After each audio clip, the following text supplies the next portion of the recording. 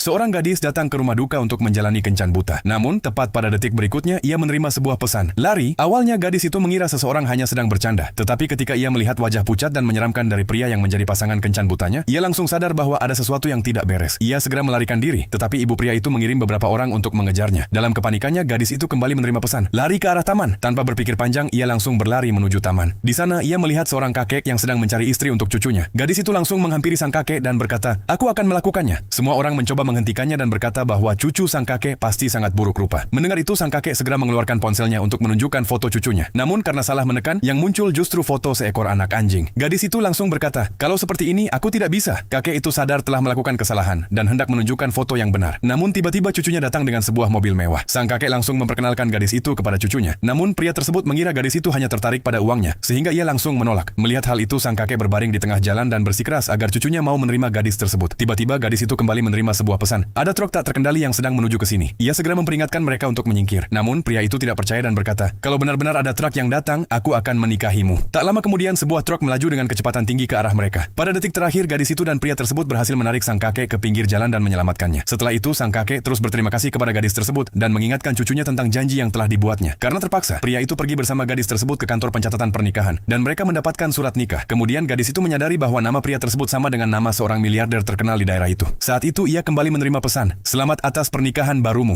Gadis itu mencoba membalas pesan tersebut, tetapi pesannya tidak terkirim. Tak lama kemudian ia tidak sengaja menabrak punggung pria itu hingga terjatuh ke tanah. Dengan kesal, pria itu menariknya berdiri, memasukkannya ke dalam mobil dan membawanya pulang. Namun gadis itu kembali menerima pesan, "Jembatan di depan akan runtuh dalam 3 menit." Gadis itu langsung memeluk pria tersebut agar ia tidak pergi. Namun pria itu mengira gadis tersebut sedang mencoba mengambil keuntungan darinya dan mendorongnya menjauh. Ia kemudian masuk ke mobil dan menyuruh asistennya segera menjalankan mobil. Untungnya karena keterlambatan beberapa saat, mereka berhasil berhenti tepat sebelum jembatan itu runtuh. Sekarang pria itu mulai percaya bahwa gadis tersebut benar-benar bisa mengetahui kejadian di masa depan. Meski begitu, dengan santai ia berkata bahwa ia hanya akan memberinya sejumlah uang sebagai ucapan terima kasih. Sang kakek sangat marah mendengar perkataannya. Ia mengatakan bahwa dirinya telah memeriksa latar belakang gadis itu dan memerintahkan cucunya untuk memperlakukannya dengan lebih baik. Saat itu, pria tersebut akhirnya memutuskan untuk meminta maaf kepada gadis itu. Namun asistennya datang dengan panik dan berkata, "Gadis itu sudah dibawa pergi." Sementara itu, gadis tersebut dibawa kembali ke rumah duka dan dipaksa menikah dengan pria dari kencan butanya tadi. Sambil menangis, ia memohon kepada ibunya untuk menyelamatkannya. Namun ibunya berkata, "Semua yang ibu lakukan ini demi kakakmu." Mendengar kata-kata itu, seluruh harapan gadis tersebut langsung hancur. Saat ia sedang dipaksa berada di samping pria dari kencan butanya, tiba-tiba pria yang baru saja menikah dengannya menerobos masuk bersama para pengawalnya. Kalau kamu ingin melihat part 2, komentari emoji ini.